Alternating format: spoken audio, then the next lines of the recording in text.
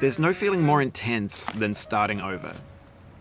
If you deleted your homework the day before it was due, as I have, or if you left your wallet at home and you have to go back after spending an hour in the commute. If you won some money at the casino and then put all your winnings on red but it came up black. If you got your best shirt dry cleaned before a wedding and then immediately dropped food on it. If you won an argument with a friend and then later discovered that they just returned to their original view. Starting over is harder than starting up. If you're not ready for that, like if you've already had a bad day, then what you're about to go through might be too much. Feel free to go away and come back. I'll be here. Alright, thanks for coming with me on this trip. I'll understand if you have to take a break at any point. Just find a safe place to stop and quit the game. And don't worry, I'll save your progress, always, even your mistakes. This game is a homage to a free game that came out in 2002 titled Sexy Hiking. The author of that game was Jazzuo, a mysterious Czech designer who was known at the time as the father of B games. And B games are rough assemblages of found objects. Designers slap them together very quickly and freely, and they're often too rough and unfriendly to gain much of a following.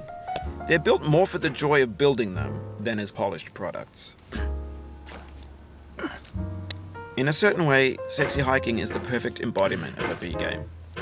It's built almost entirely out of found and recycled parts, and it's one of the most unusual and unfriendly games of its time. In it, your task is simply to drag yourself up a mountain with a hammer. And that act of climbing, in the digital world or in real life, has certain essential properties that give the game its flavor. No amount of forward progress is guaranteed. Some cliffs are too sheer or too slippery. And the player is constantly, unremittingly in danger of falling and losing everything. Anyway, when you start Sexy Hiking, you're standing next to this dead tree that blocks the way to the entire rest of the game. It might take you an hour to get over that tree, and a lot of people never got past it. You prod and you poke at it, exploring the limits of your reach and your strength, trying to find a way up and over. And there's a sense of truth in that lack of compromise. Most obstacles in video game worlds are fake. You can be completely confident in your ability to get through them once you have the correct method or the correct equipment or just by spending enough time.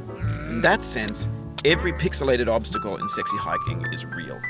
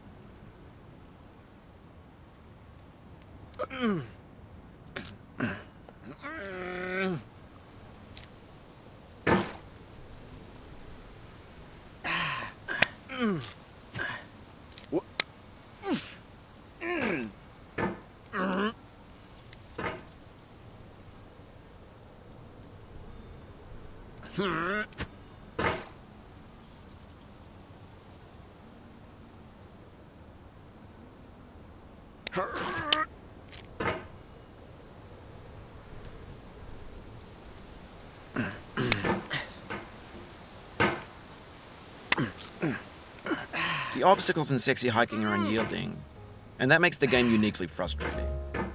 But I'm not sure Jazzuo intended to make a frustrating game. The frustration is just essential to the act of climbing, and it's authentic to the process of building a game about climbing.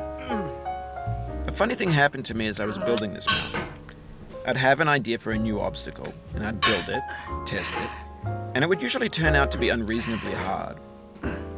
But I couldn't bring myself to make it easier. It already felt like my inability to get past the new obstacle was my fault as a player rather than as a builder. Imaginary mountains build themselves from our efforts to climb them, and it's our repeated attempts to reach the summit that turns those mountains into something real. When you're building a video game world, you're building with ideas. And that can be like working with quickset cement. You mold your ideas into a certain shape that can be played with.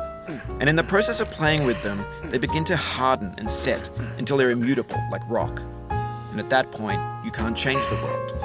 Not without breaking it into pieces and starting fresh with new ideas.